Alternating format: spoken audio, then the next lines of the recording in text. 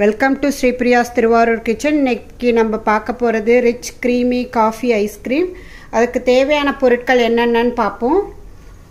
இதுக்கு வந்து 200 ml Amul whipping cream எடுத்திருக்கேன். உங்ககிட்ட என்ன இருக்கோ அதை எடுத்துக்கோங்க.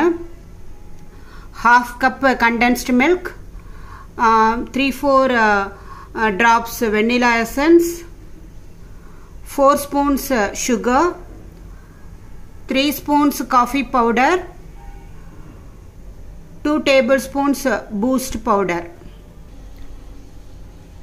Sugar, boost powder, coffee powder எல்லாம் சேர்த்து ஒரு 1/4 கப் வாட்டரில், ஹாட் வாட்டரில் நான் எல்லாத்தையும் போட்டு மிக்ஸ் பண்ணி வச்சுருக்கேன். இது ரூம் டெம்பரேச்சருக்கு வரணும். இதை ஃப்ரிட்ஜுக்குள்ளே கூட நம்ம வச்சிடலாம்.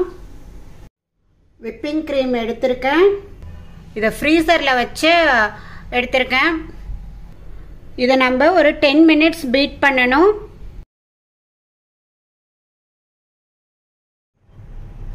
இதை நல்லா 10 minutes பீட் பண்ணியாச்சு. எப்படி கீழே விழல பாருங்கள், இந்த மாதிரி பீக் வரணும்.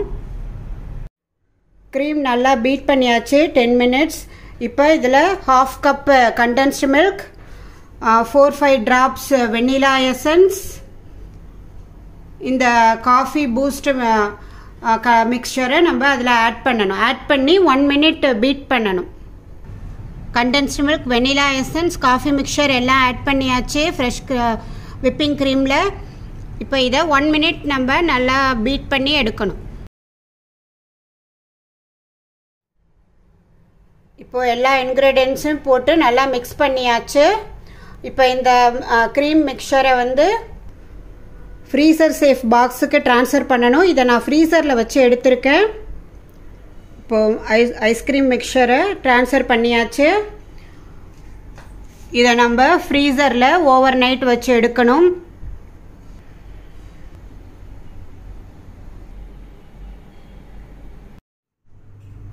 ஃப்ரீசர்லேருந்து எடுத்தாச்சு.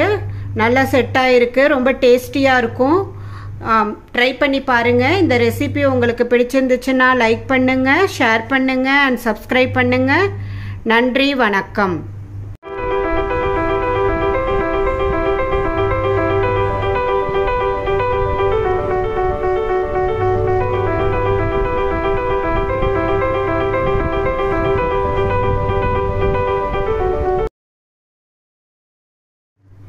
ஐஸ்கிரீம் பவுலுக்கு ட்ரான்ஸ்ஃபர் பண்ணியாச்சு. இது ரொம்ப டேஸ்ட்டாக இருக்கும்.